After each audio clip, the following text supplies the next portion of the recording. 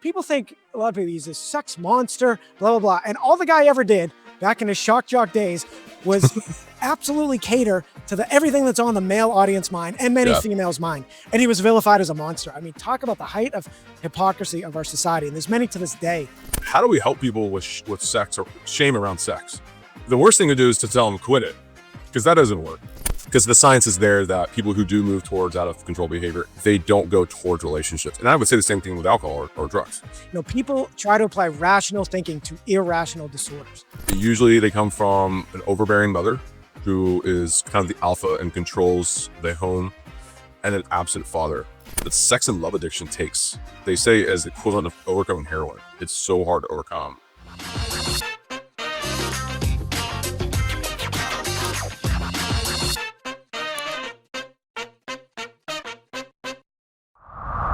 Okay, welcome into the Cappy Hour podcast extravaganza with my guest today, David Hanson. Hey, David. Hey, Brian, how are you? Excellent. David is out of Dallas, Texas, where he's a licensed professional counselor supervisor, and he told me for 8 years he specialized in helping people recover from sex addiction and rebuild trust after betrayal and strengthen relationships, and address the underlying shame as well as wounds and emotional disconnection that often keeps people stuck. And, this podcast was initially going to be focused on sobriety, recovery. It's also now encompasses ADHD, which most of us have.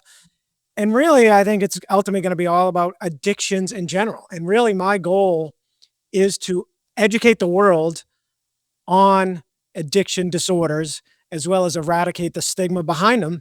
And sex addiction's right up there with all the other ones in terms of being misunderstood and having major stigmas that help people from getting help. So that's why I'm excited to have David on, and wanted to kick it off. David, you not only help people, but you, like many of us, are former, how do you say it? Cy Sperling used to say the Hair Club for Men. He was not only the president, but he was also a client. So it's always best when you've got the afflictions you're helping people with. So go ahead.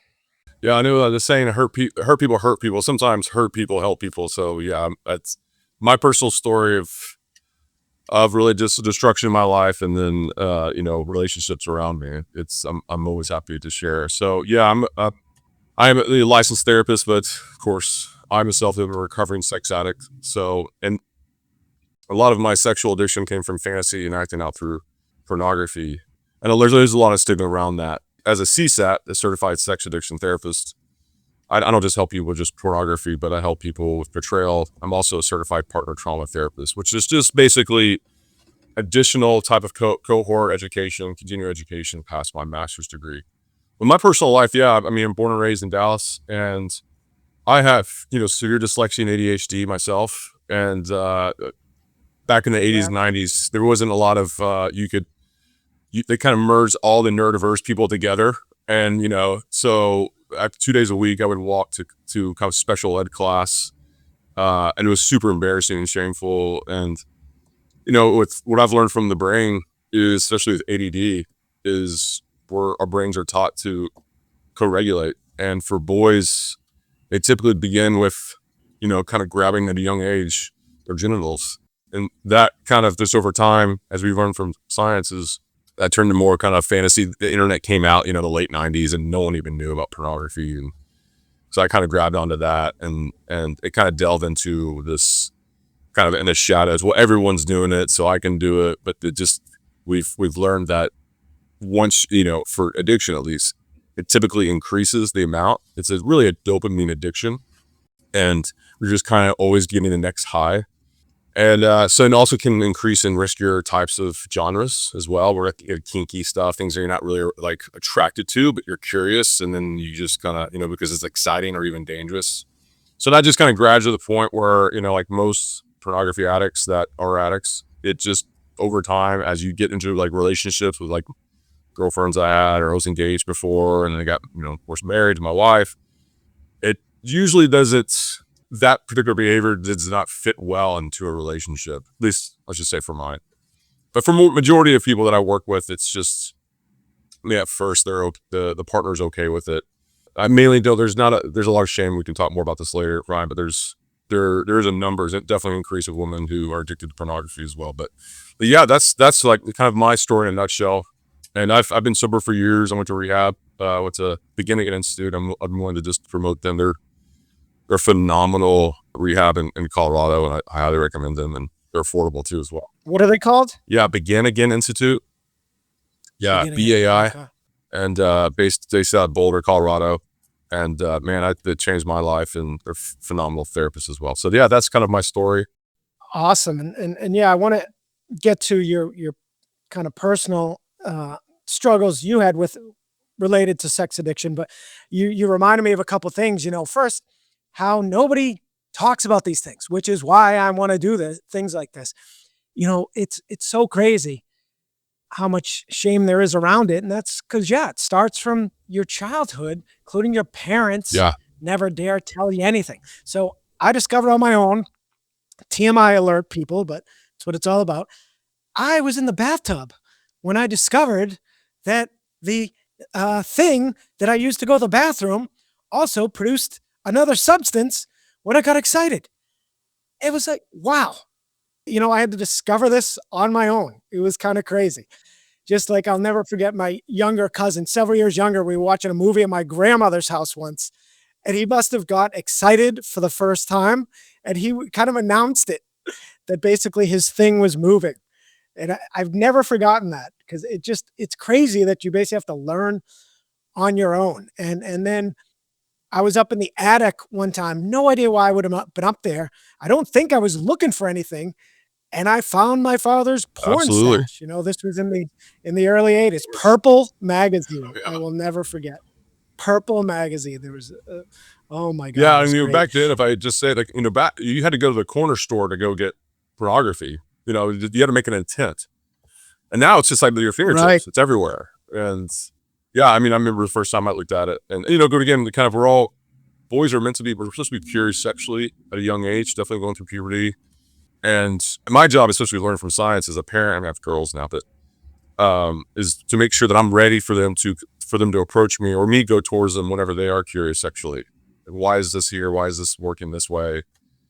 But I didn't feel safe. I think there's a lot of culturally, right, and just natural stigma of shame around sex and stuff. But I wish I had more talks around with my family around sex. And that, if you don't learn from loving parents, so to speak, or family members or people like your mentors, you're going to be able to learn in the locker room. And typically the locker room talk is not typically the best place, in my experience, for learning how to handle sex. So, yeah.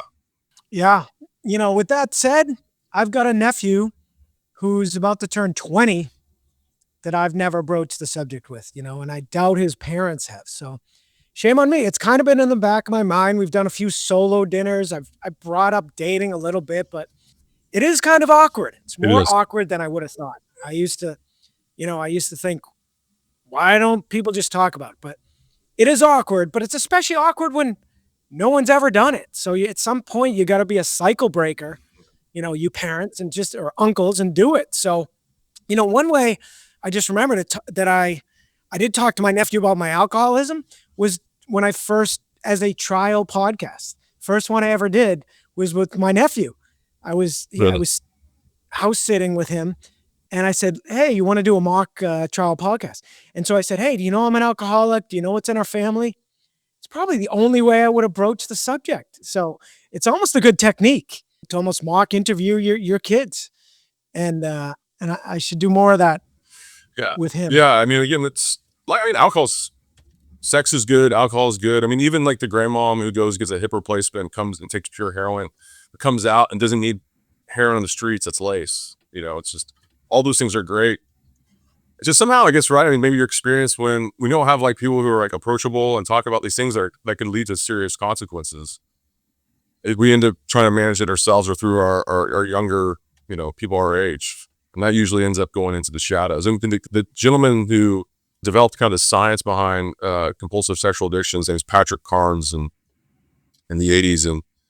And he's got a book called Out of the Shadows. And rightly so. It's sex is so shameful. We're an alcoholic, right? Drug addict. So my job as a therapist is, I mean, with your podcast too, especially with people, is to help bring people out of the shadows of shame and just say, hey, we all have addictions to some degree, maybe have more serious consequences than others, but definitely, I want to help people. But yeah, I mean, we're learning from science that people, and most of it's usually rooted in trauma. I'd say majority of it's rooted in trauma, where they get stuck in this arrested development in arousal. Usually comes from typically like an overbearing mom and an absent father is the normal kind of client for both sex addiction and for people who struggle with, sexual predator, as we would say, type of behavior. But I absolutely totally agree with you. I mean, you haven't been in recovery 12 steps myself for years. There's something more humbling than like sitting with people who are all come from different backgrounds and different types of, behavior, but you're all trying to stop. I do have a big heart for those people, and there's not a lot of places, Right. in America to get help for that. So Some of the things that define it, I don't have it in front of me, but a therapist once did it for me, is that it interferes. You'll basically drop everything, including, interferes with your family or your job. And that's how I recognized it. It's just like with drinking. I talk about when you get a craving in your midbrain, your prefrontal cortex, which is where your regulation sits and your rational thought and your willpower, it shuts down and you're left at the mercy of your midbrain. So that's the difference, right? You're not just doing it for pleasure. yeah, no, You're doing it for escape or some kind of regulation, absolutely. and you're left at the mercy of your midbrain until you do the work to strengthen your prefrontal cortex, right? Absolutely. And as someone who has ADHD, you're already kind of at a default because you're just revving up the engine all the time. And when I tell clients, usually when they come in first and foremost, to help to like de-escalate the shame is like, look, the things that you're doing is actually what your brain was trying to do to survive, to get their needs met.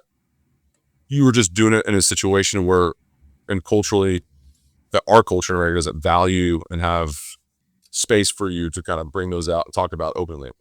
Yeah, I mean, like kind of the characteristics of like regards to sex addiction, similar to chemical addiction with alcohol, is just like preoccupational thoughts, right? Loss of control. There's escalation. Using sex to cope. It's kind of very similar to what you were talking about with regards to behavioral addiction. There's this double life, this Dr. Jekyll, Mr. Hyde, and yeah, I mean, and the only answer, what's the opposite of addiction, is what I tell people. It's not sobriety. It's intimacy. It's connection, actually. Yep. So Yep. We say that in meetings all the time. yeah, Absolutely. It's why it's so important.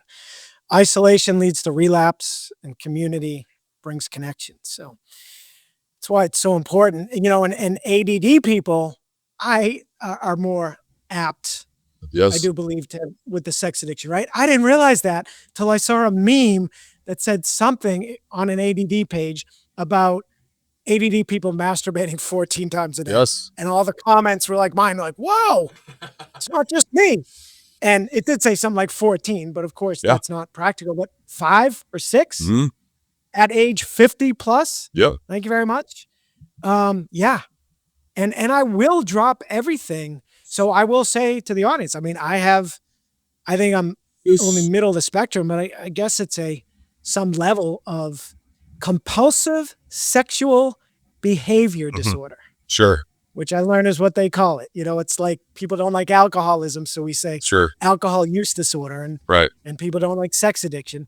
And I don't, because I don't like it, particularly sharing in community, because then I feel like women are going to immediately associate it with predators or assault and yes, think you're going to, yes. if I reach out to help counsel them, It's not the they would same. think I'm going to hit on them. And it's like, no, that is not how it works. Yeah, those things are not the same. Predatory behavior / compulsive sex behavior, absolutely not. No. Yeah, there's actually going to get an increase with the women population right now with regards to sexual addiction. It's interesting. It's fascinating.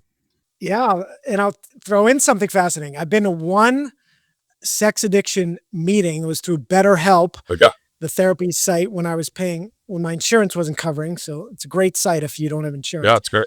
because they have individual therapy, but also group. So I attended a group therapy session. There was about 8 guys on it and 1 woman. Uh-huh. And it is crazy. It's a lot like I initially thought of alcoholism. I was shocked how many women, particularly in online communities, Yeah, versus say AA meetings, still I think is always way more men. But online, there's actually way more women. And they're all not necessarily alcoholics, but they're at least gray area drinkers that want, because women are much more evolved than men, that I think realize it's just inhibiting their life Well, potential. if you don't mind me asking, Brian, when did you start getting into recovery? Just curious. Yeah, so it'll be 4 year. Well, I should actually back up. So about 12 years ago, I had a rock bottom, and I almost drove with my niece leaving a One Direction concert, and sadly, I pretty much missed a great show because I was sipping vodka the whole time, not realizing how much I consumed. But bottom line, I fell and tripped, luckily, in front of a couple state troopers crossing the highway to get to the parking lot. I really hope to this day I would have gotten my car and said I can't drive. But anyway, they put me into protective custody, so I didn't even have the option. Yeah. But anyway, it took me almost a year to recover from that trauma. People think after you rock bottom, you quit right away, but no, you typically need to drink through the trauma. And I know Uh, you know a lot about trauma. Absolutely. But then I quit for 3.5 years on my own, largely unknowingly. I was just doing hard things every day. I got really sick for 2 weeks, which helped break the cycle, unrelated to drinking.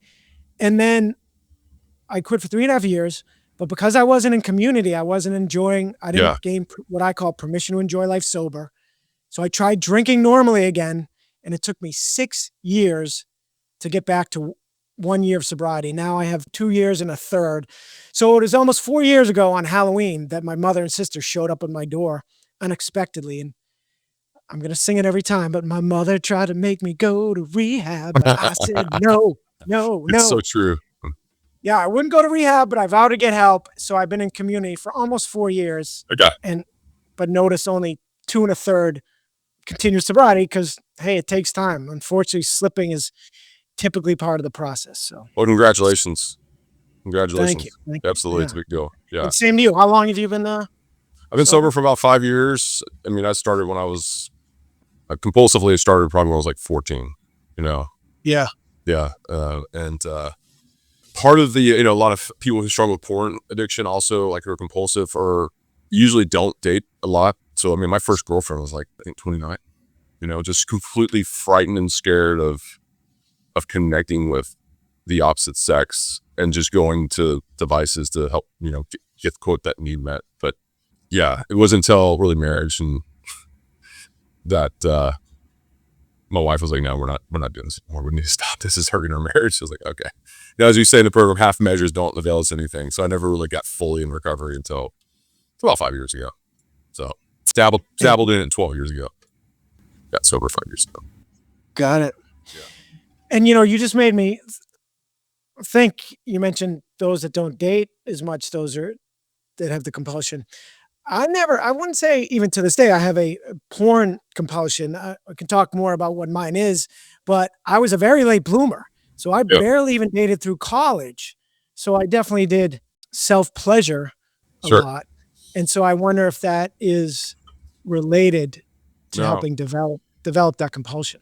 I mean, so yeah, like with regards to self-pleasure, and I'll start with this first. So as CSATs, our job is not to make, like, we're not anti-porn. I mean, we're meaning, like, we're not here to impose our values and morals on you. We're just trying to here to stop the compulsion, because the science is there that people who do move towards out of control behavior, they don't go towards relationships. And I would say the same thing with alcohol or drugs. I mean, you might have your relationships with fellow buddies who drink a lot too, but it definitely, it pulls you away. And so it could build resentments, it could build a sense of avoidance. And I mean, you just like chemical addiction, you can come across as narcissistic if you pull that thing away, and which is something that you go to over and over again to self-soothe, whatever that is, from stress at work. I mean, most people do pornography as just a way to, like, feel good, and it's stuff like, man, I'm lonely, I need to go porn all the time, and that really comes more of gaining awareness, but usually it's because you're bored. But part of really recovery as a CSAT, we're helping people in recovery, is like the hardest thing is the codependency underneath the behavior. The codependency meaning, like, the happy wife, happy life thing model, which is super toxic, because in order for you to, like, have a better life and a healthy life is to really get your own needs, which you're doing through, like, acting out. You're, like, getting your own needs in the shadows, but, like, getting out there and getting the hobby that's exciting. And that takes a lot of, work. We're really, like, establishing that child in you that did a lot of play, on the playground with all your friends, instead of you go to the shadows and do that play or with other partners. So a lot of my clients, Brian, like, have zero hobbies: work and acting out with either porn or just with prostitutes or all that stuff. So that's what I mean. Like, guys that feel guilty, like, go and play golf. Like, no, go play golf. Go play golf. You need to play golf. So I mean, if you're creative and confident and adventurous, you're not going to think about the things that you are going in the shadows. You're going to be preoccupied with things that you're designed for, which is those hobbies. So I do Brazilian jiu-jitsu. I've been taking a little break because of my back lately, but man, I love it. I never would have thought I would want to put on the gi and go and, like, there's nothing more intoxicating than going and, like, choking someone out sometimes at 6 a.m. in the morning. So that dopamine kind of dependency is kind of taken care of at 6 a.m. for me, where it kind of helps my ADD down to kind of like baseline normal. But I had to take risk, and my sponsor pushed me to go do that. So that's actually a big part of my job, is not so much stopping the behavior is really kind of the easiest part. It's getting people to not be codependent to the relationships with people and really having more developed relationship with themselves. So yeah. Yeah, it sounds almost like they with drinking, they say that free time, what is it? Idle time is the devil's whatever, it's whatever that saying is. Devil's playground.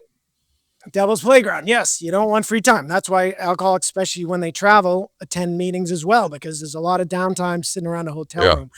And yeah, a big part of recovery is that replacing artificial dopamine hits with natural ones. I tell people, and especially early on, you've got to triple up on them in order to overcome anhedonia, which is a condition where you just gray period after when you quit, where you don't find pleasure in even ordinary day-to-day things. Oh, that's interesting. As your pleasure baseline, your hedonic set point has to reset because alcohol has hijacked it. So you got to wait till it comes back down, and you got to triple up in the meantime. So yeah, and that's why, getting things like exercise and sunlight are so key. For me, it was those two things plus cold shower finishes, which gives a 250% dopamine kick, and sharing on sobriety calls, which I also think gave me about it. Yeah. Do you do cold plunges? Do you ever done those before? Well, I've never officially. No, you know what I did? Cold showers are the same thing. The cold shower finish, but the problem, the flaw with that is it can only get as cold as your shower water, which particularly in warmer weather, it doesn't get cold enough. Yeah. So I had a 3-week stint where I did ice baths, because they make you think you got to go out and buy a barrel, and I don't have room for it. You just throw some ice in your tub. I got it down to 49, slowly got it down from 63 to 49 degrees. I was in there for up to 15 minutes. It was life-changing. Was it really? About a year ago. Yeah, it was about a year ago where my resilience bank was really at a low. I don't think I was doing enough work. And that was a big part of it, man. That was such a mental exercise. That's interesting. Getting through that. And I thought of bringing it back recently because I was feeling low on resilience as a couple weeks ago. I just went back to sharing more in community and doing some other things. I almost dread going back to the ice baths. Brutal, absolutely brutal. And I always have to take things too far. As my mother says, Brian, can't you ever do anything normally? No. And I can't. So not if you have ADD, Brian. Not if we have ADD. Get hyper focused on something. But when we love something, right? I mean, I get hyper focused on it. So. Oh yeah, I converted back to a morning person finally recently after a long time trying, and I went from 6 a.m. to 5 a.m. to 4 to 3:25, and that led to her comment. That's interesting. Cold immersion is the ultimate cravings overcomer, is what I say, and it's the number one way of doing the work. Yeah. For almost anything, but particularly for recovery. When I went to rehab, we couldn't have our phones with us, and I went with like 10 guys. Half of them, I'd say like 4 I'd say more for pornography, the rest for acting out with people outside their marriage. They would have like a bowl of cold water and ice in the house, not a tub, but just like, so, because you learn a lot through like you were talking about, like regulation, excuse me. When you get triggered or you get the urges to want to act out, man, I'll tell you what, putting your head in a bucket of water can take care of that pretty quickly. So I'm sure cold plunges are even better. Yeah. Those are just some behavioral things. Yeah. for sure. You know what I learned as a cravings trick is sniffing your keys. Really? Yep. That's They just interesting. said, yep, it distracts your brain. And I had a bit of a dessert chocolate addiction, but I always distinguished not a this addiction Yeah, disorder is much sure, harder to overcome. You can't overcome sure. that with willpower. Got to do the work. But this was just my brain associated every time I finished dinner with having chocolate. And I tried sniffing my keys a It few times. works? Yeah, it worked. Yeah, Pretty much worked. Yeah. I mean, that's great. it's crazy. But a shower is a great trick because just a regular shower even changes your nervous system. And then a cold shower gives you that dopamine Yeah. kick. So, yeah, it's tremendous. All right. We have so much to cover. I got to tell you, because you mentioned hobby. Well, let's one to finish saying, yes, you need hobbies in any kind of recovery. They say learn an instrument, learn a language, that engages your cortex, which strengthens your brain, including your willpower to Yeah. fight off where your midbrain. And in fact, Huberman, if you know Andrew Huberman has a Yeah, great podcast. absolutely. Yeah, right.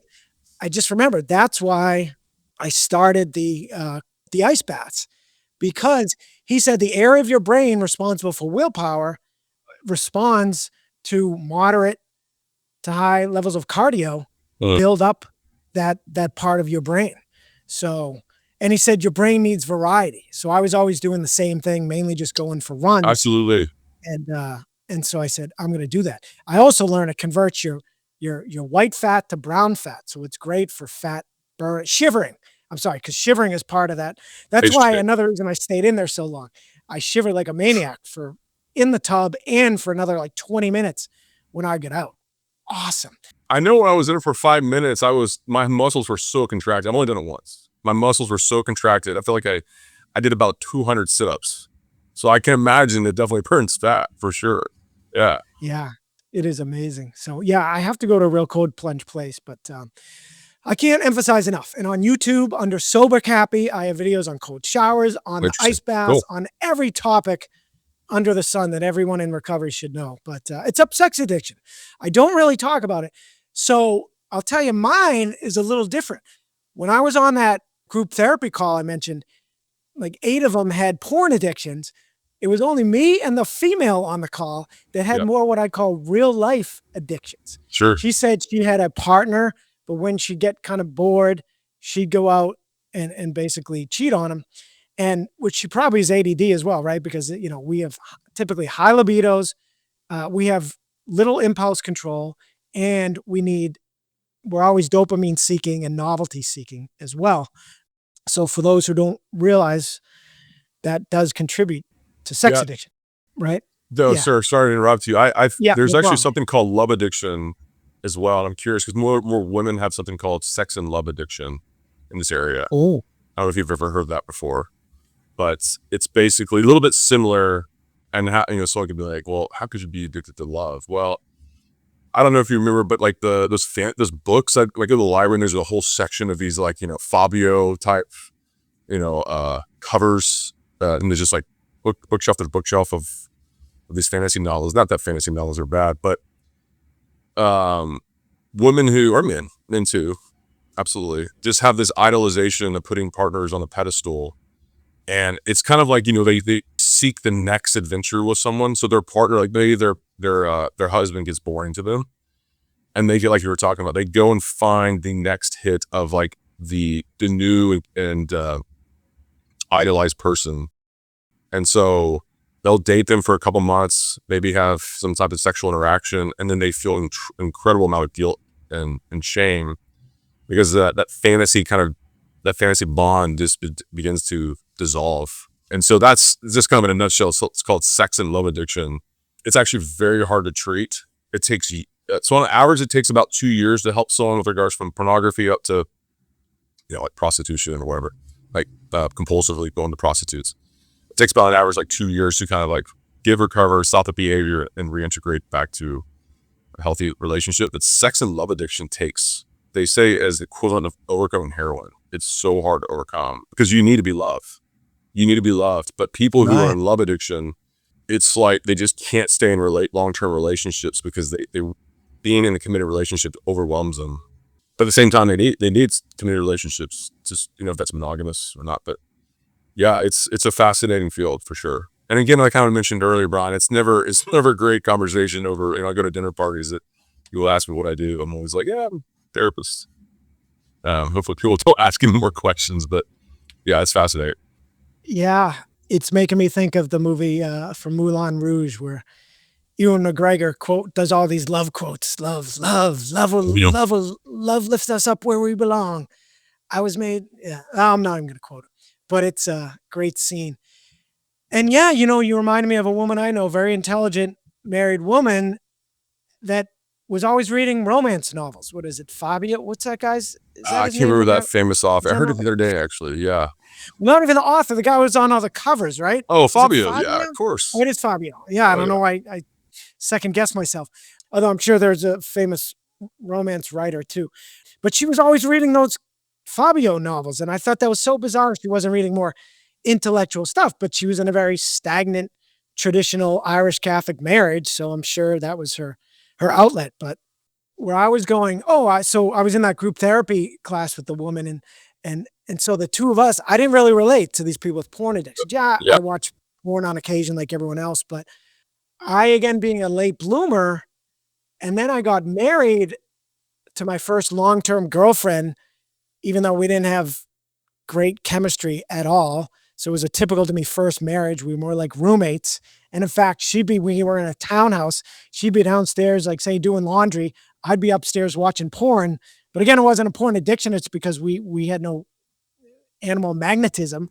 Sure. But once we got divorced, it was almost like making up for lost time. I Mhm. barely begun to bloom when I met her.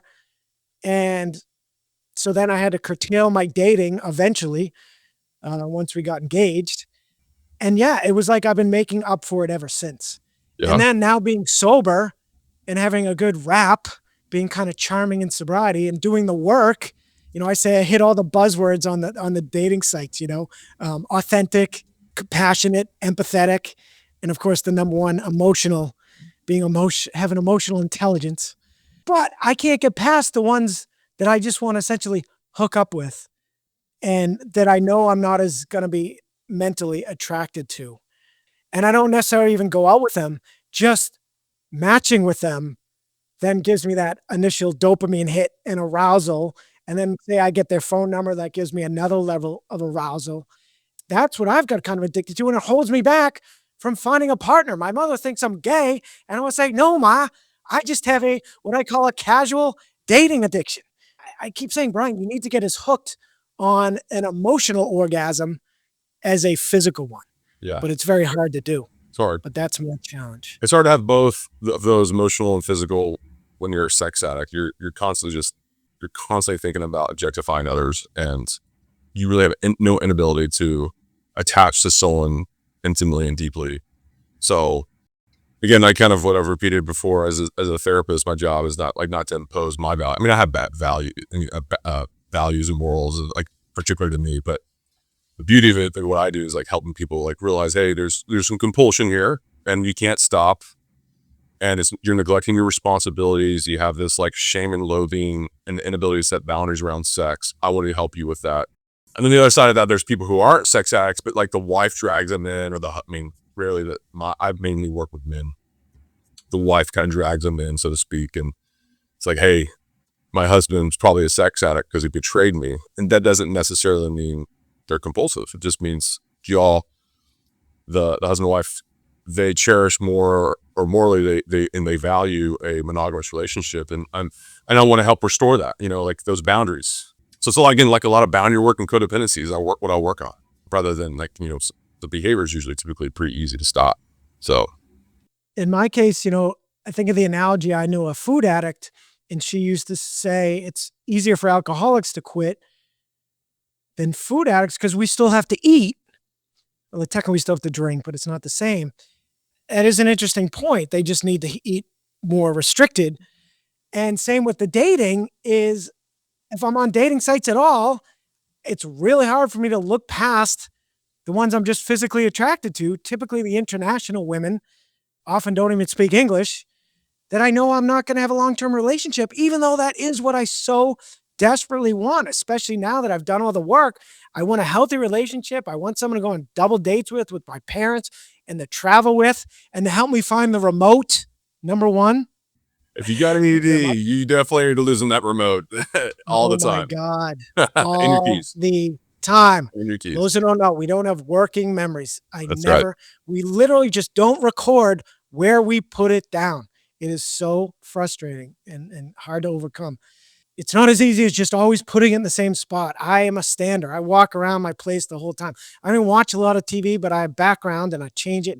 Anyway, and then kicker is I have a uh, sound bar that has its own remote. This isn't it, but it's like this. It's even smaller than this. So what a disaster trying to find that. You gotta share. You Oh, gotta share the love, Brian. I might need that for myself. so yeah, I can't.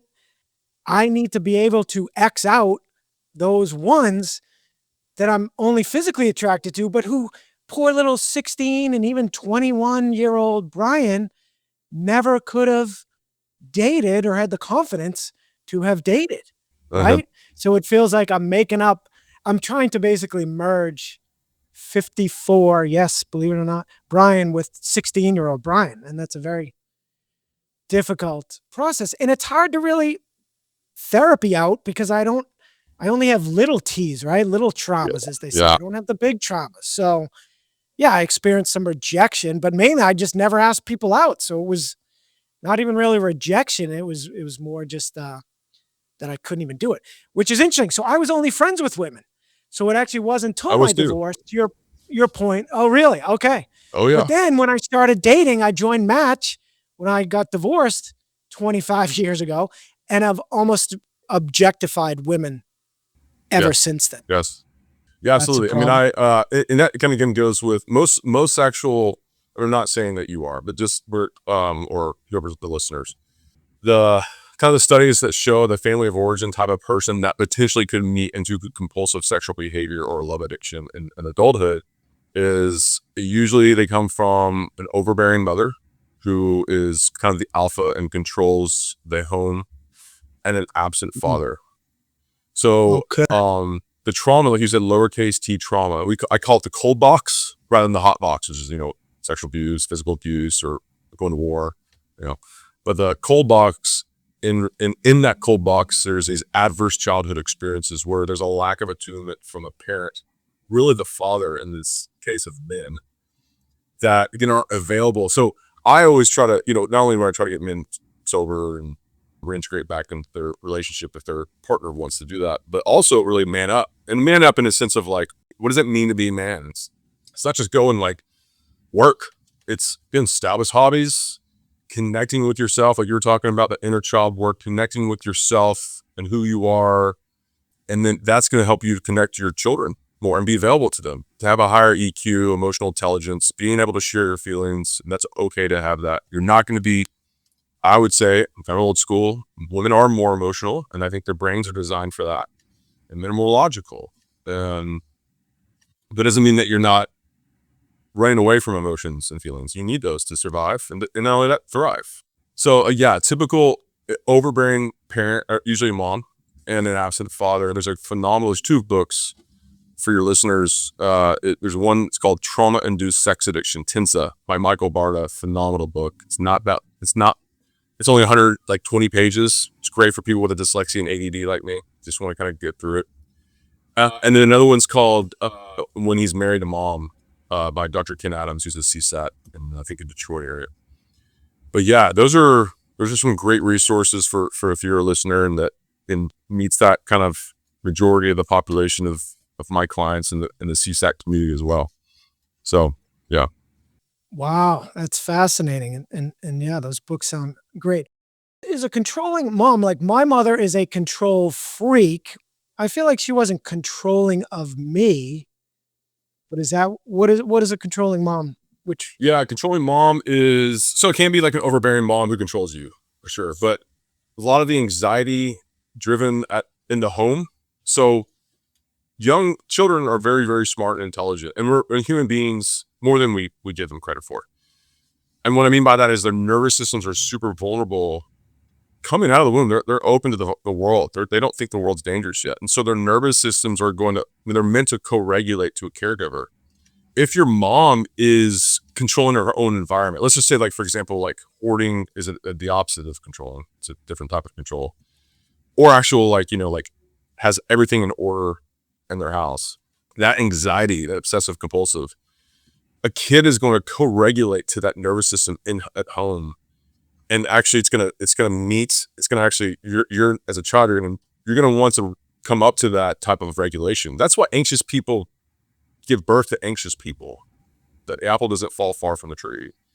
All right. And boys end up, what are they doing to self-soothe is they go between their legs right away because it's right there. It feels good. So masturbation on average starts at usually age 6, not to completion or to orgasm, but to self-soothe. That's why the thing is, like, a lot of people can help identify if children have been sexually abused as if how they are touching their genitals. Young boys are, because it feels good. But the problem is like, I want to be available as a parent to help make sure that there's proper boundaries around that, as for a child. And so, kind of going back full circle to your question with the mom is, that book title, When He's Married to Mom, is kind of nutshell. Do you feel safe to come to your mom and talk about, is she approachable?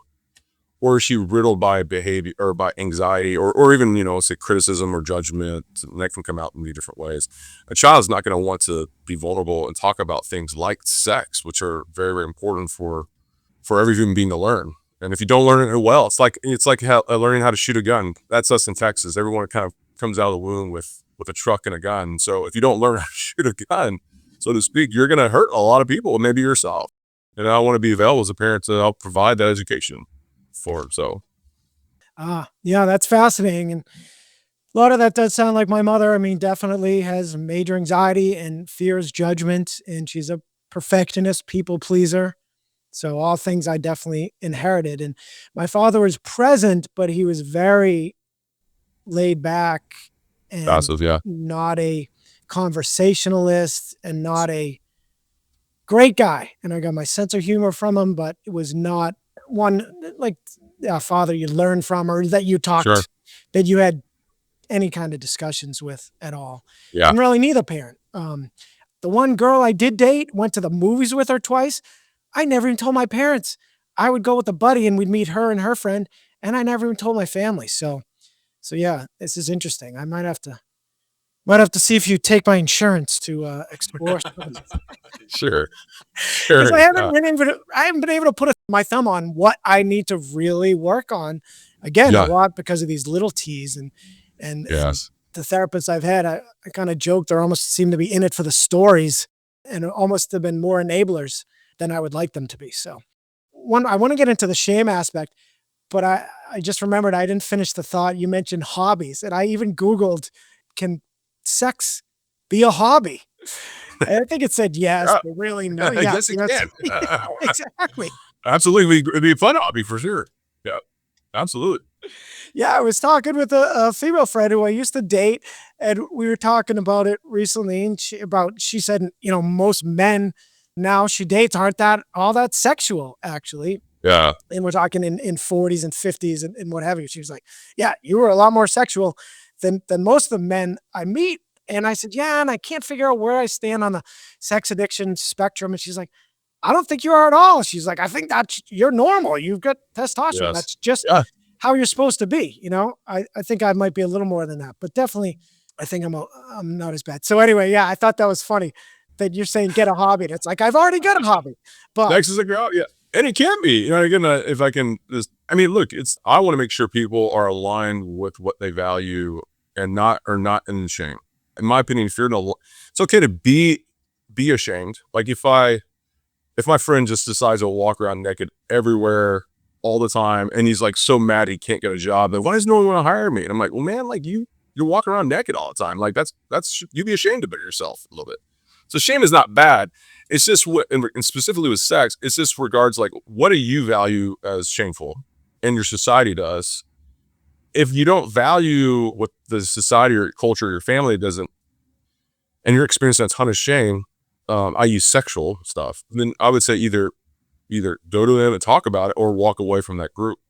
But if you can't walk away from that group or family or your city or culture or country that doesn't value those things sexually, then I would say, well, the other option is like, let's just curtail that behavior and exhibit some type of restraint that is you keep going back to over and over and over again, and you're beating yourself up over it. So yeah, sex should be fun. I mean, a colleague of mine said sex is like, really, it should be an adult playground. And it's really interesting. It's like you're there to explore each other's bodies, you explore each other's emotionally different. There's a seesaw over here, there's a swing set over here, and kind of like different ways to have sex. And so, yeah, it should be fun. I'm not just sex negative therapist. I'm like, man, I want you to have healthy sex positive. Right. So, But I just thought of a good distinction though. If that hobby is getting in the way of your life, then it is yes, not a good hobby. Also, absolutely. you should not be getting almost your dopamine from others, if you will. You've got to do that work on That's yourself great. and get it almost from within or things like that. So Yep. yeah, and it does. It definitely interferes in terms of as I said, I want a partner. I want to be in a long-term relationship, and it absolutely interferes with that. Also, when I'm trying to be productive, I'm like a 12-year-old boy. If I get excited from someone I'm talking to, I'll Yeah, drop everything for 30 minutes or more. absolutely. And I do catch myself. I hear in my head going, Brian, walk away, walk away. But Yes. I need to take my own advice because it's easy for me now to tell people with drinking cravings, jump in a cold shower or go sniff your keys. But I love that. No, that's so great. I'm I gonna want, start doing it you know now. what? I'm going to sniff my keys the next time that happens because the reality is it feels like it doesn't go away. Even if I do walk away, it feels like It's great. until I satisfy that, it doesn't. It's still top of mind. But the problem with the cold showers is if you already showered, who wants to take another shower? But I'm telling you, Mhm. it works. In case of drinking, it's life and death. So get your butt back in that shower. Trust me. Yes, But easier said than done. absolutely. But anyway, you hit on the shame, and I really want to talk about that and maybe end on that. That shame cycle, right? You feel, and it's just Absolutely. like drinking and any other addiction. But in this case, you feel overwhelmed. So then you escape through that compulsive behavior. And then when you finish, you feel guilty. Yeah. And then when by feeling guilty, you just get stuck in that cycle, right? And for 'Cause something we should not feel guilty of. In the case of drinking, alcoholism, I say this is a chronic brain disorder. Would you shame someone with Alzheimer's for not remembering your name? No, it's the same thing. Quit shaming yourself yeah, or you're part of the absolutely. problem.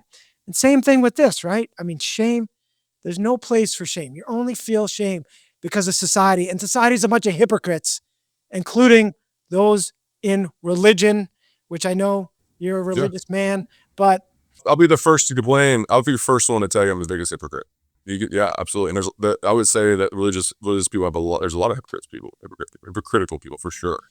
yeah, and I was Actually, and it is the average client comes from a rigid religious background.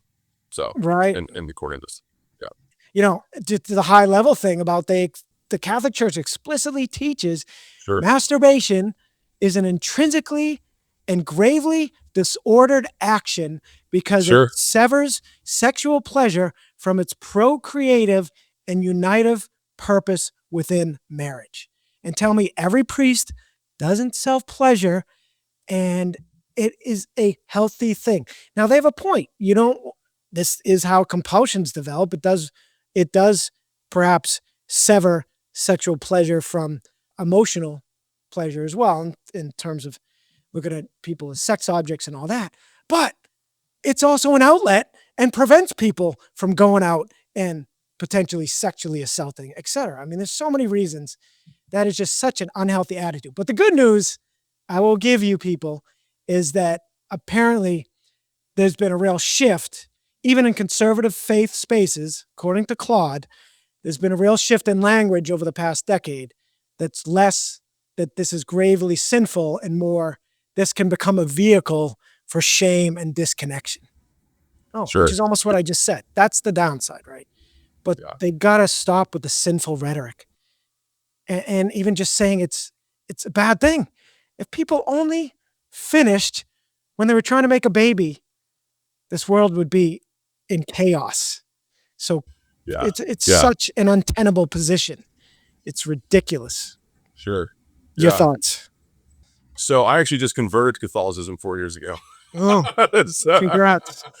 yeah. No, I actually found freedom in chastity. So that's my personal journey. Again, I don't, as a therapist, I don't push that. I mean, I do in the sense of what their boundaries are and their boundaries are.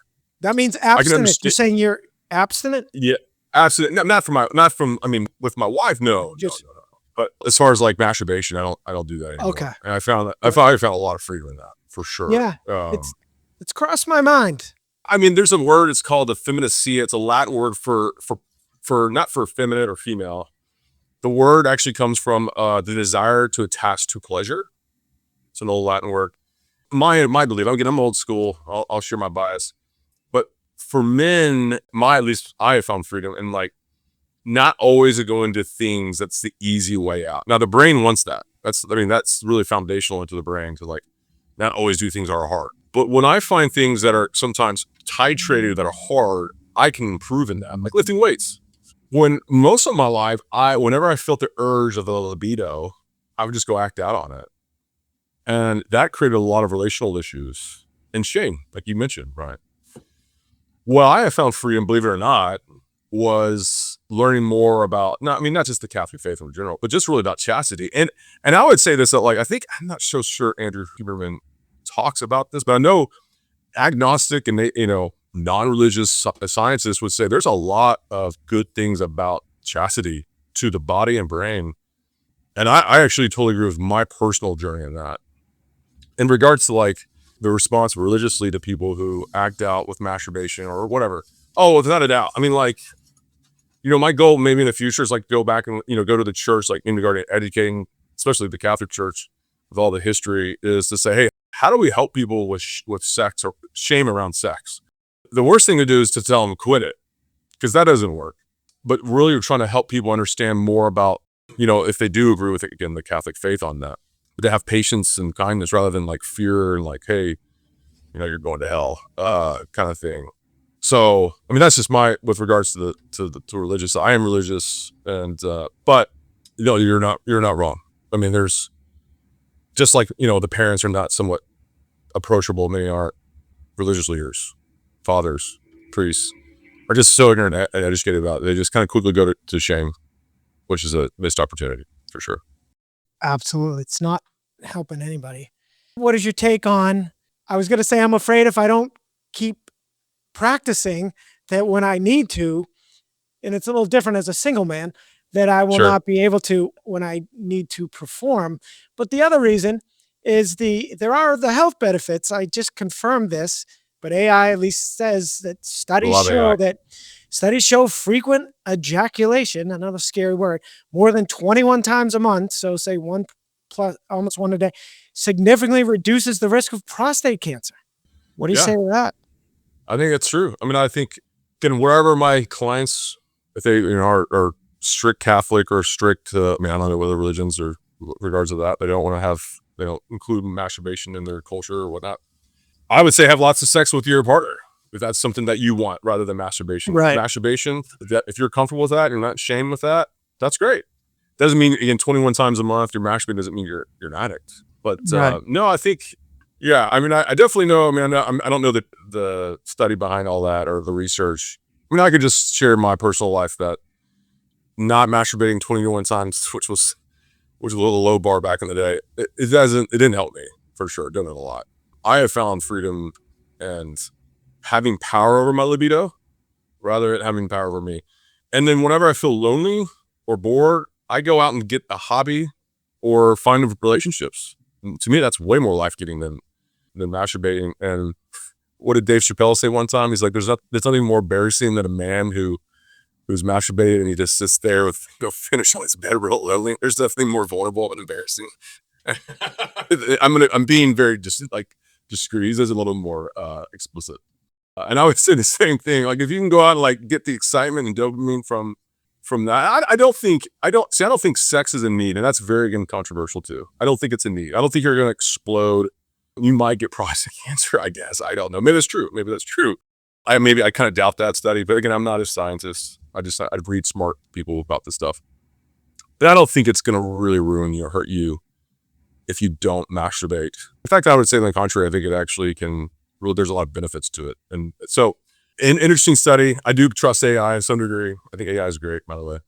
Yeah, no, it is interesting. It's something to think about. And you know what? I could just take the chance on being unable to perform and then return to practicing as needed. But Yeah, if I can interrupt you, and I'm interested what that like, what would be the performing part? What do you mean by that? Like actually, like with an ex partner or even long term relationship, performing in bed? I do think it means if I were to, as a single man, meet someone and Gotcha. perhaps not take it slowly enough I see what you're and saying. need to perform, it does feel like, particularly of my Yeah, advanced age, I feel like I gotta keep in shape, Brian, or I think you're in otherwise shape. it takes time to get back into shape. Yeah, I see what But you're saying. yeah, yeah. So it's something to think about. You know, it's interesting. Howard Stern really has done massive things to help reduce the stigma behind masturbation and therapy as well. A therapist actually just commented on me. It's so, how sad is it? People think, a lot of people, he's a sex monster, blah, blah, blah. And all the guy ever did back in his shock jock days was absolutely cater to the everything that's on the male audience mind and many Yeah, females' mind. And he was vilified as a monster. I mean, talk about the height of hypocrisy of our society. And there's many to this day. They'll interview people on the street and say, would you rather have sex with, Howard Stern or the most ruthless, hideous person? And they will pick that person. And the guy's just real. And he talks about masturbation all the time. He yeah, absolutely eliminated the shame of that for me. It's a common thing.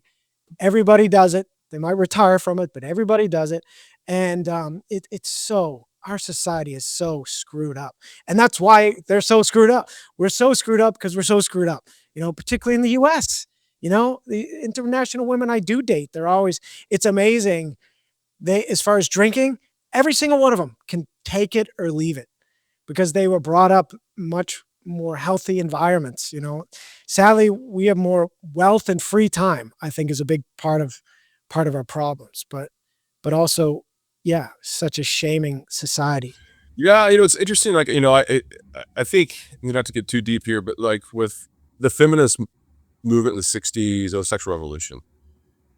A lot of that was trying to like move away from the rigid that if you want to pick on, like the Catholic Church or just religion in general, to move more to like acceptance of sexuality and talk to more about it and so on and so forth. And maybe that is a big part of the '60s, but I'm not so sure that we're even better with it today than we were back then with regarding even shame around it. I don't think we are. I mean, again, like the science of it today is that more people are being arrested for predatorial and sexual assault. And I mean, with all the Epstein stuff and like the Diddy stuff, I mean, maybe it's just more out in the open now because of social media, but I'm not so sure we're any better with like people like Howard Stern talking about it more. What I'm saying is not talking about it is not healthy for sure. But I don't know if like making it everywhere accessible, like, porn, for example, like everywhere made it any better. In fact, I would say it's probably made it way worse. So I definitely think there's some, I mean, again, I don't think we're a little different from other mammals, like just having complete access to sex and talking about it all the time. I don't know. It's just interesting. I don't think it's been, at least not in America, it's not been the best thing to have it available for everyone. No, But you're I could be right. wrong. I will agree with that. I feel so lucky. I say to buddies of my age, I think we were born at the exact right time. We got through some of the hard stuff, but cassette tapes. We know life pre-internet and pre-cell phone. As much as nice as it would have been back then, and would have been able to text a girl and not have to call her parents and ask to speak to her. But the prevalence of porn, the ease of porn, it's just Oh my gosh. insane. For free. Yeah. For free. Oh, I heard the greatest thing ever. How we pay for water, but porn is free. I mean, Well, I grew up from mom and people pay for porn. I never did, but the fact that people will pay, I mean, you can get it anywhere for free, and it's just, whatever, that's fine. yeah. It's Oh, yes. that, I don't know anybody that does. It's so funny, especially Stern also admits to watching porn, but sure, he will never pay because he never wants his name out there. yeah, But you don't need to. You do not need it. I know that you can get some premium features, but there's no need of sure. it. And yeah, that joke is so great because it's true. You used to have to pay for porn.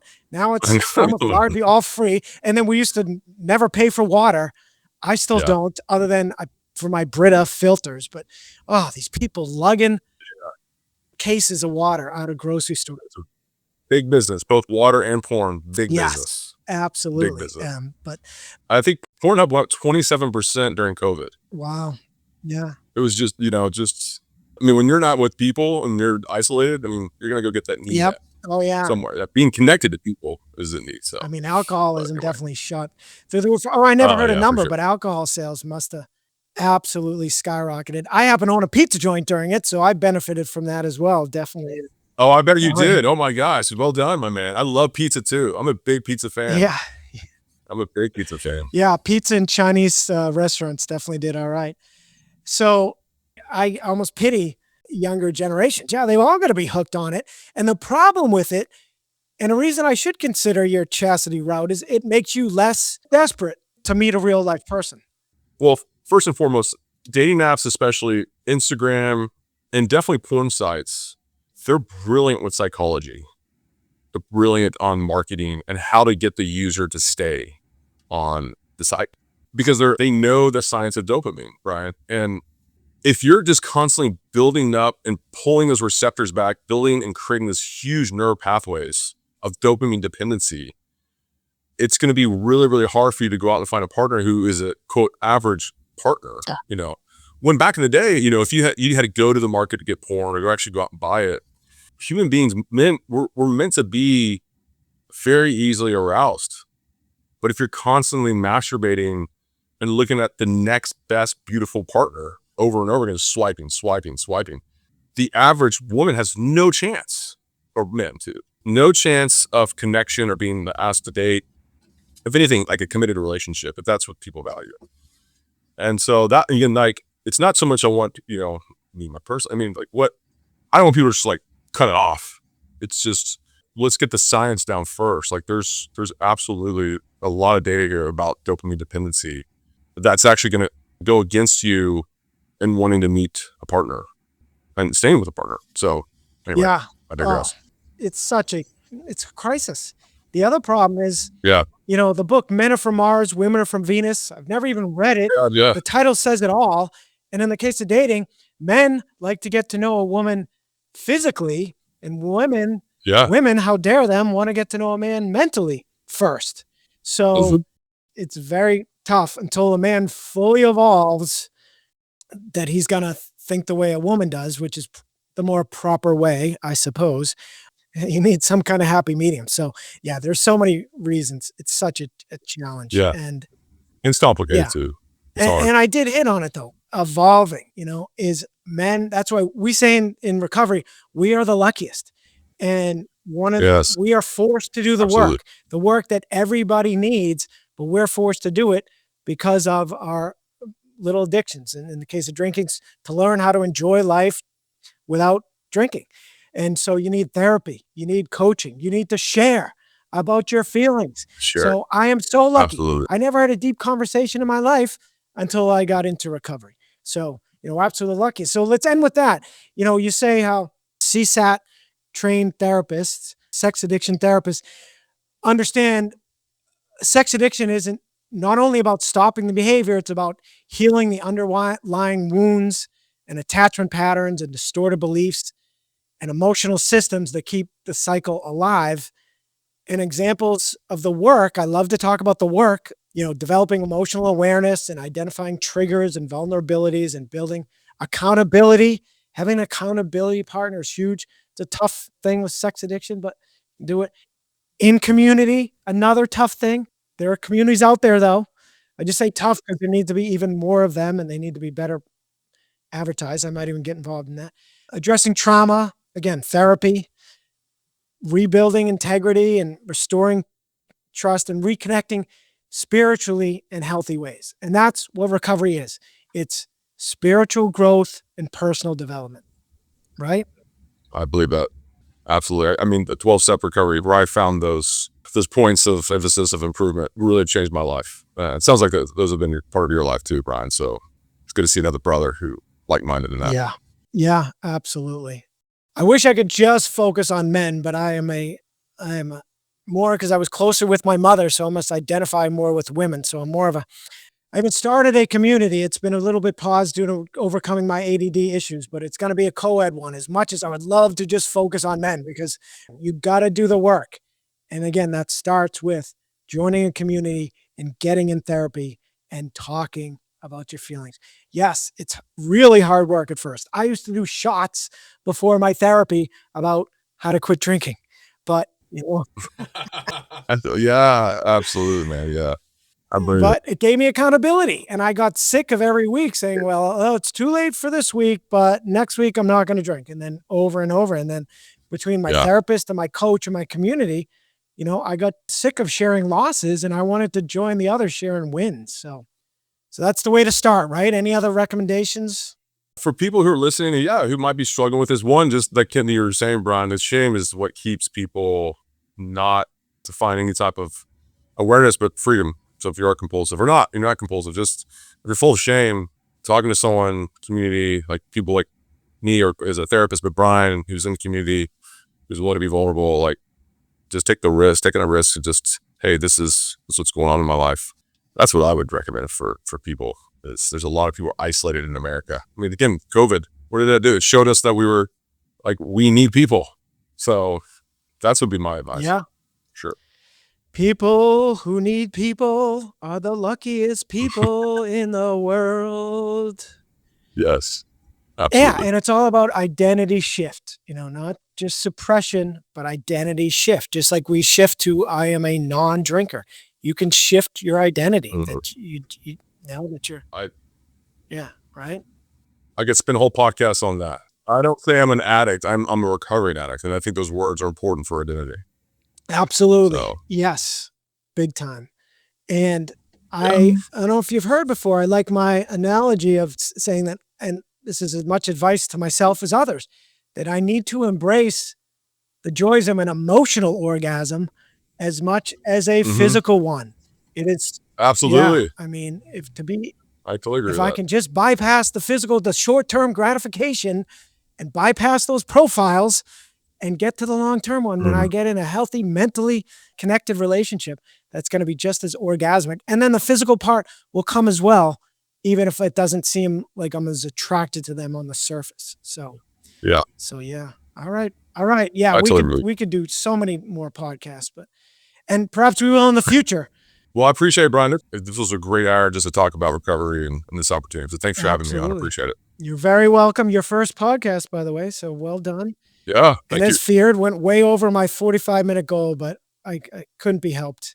So, all right, that'll do it. As always, please like, share, subscribe, submit a quick rating. Takes 2 seconds, if not a review.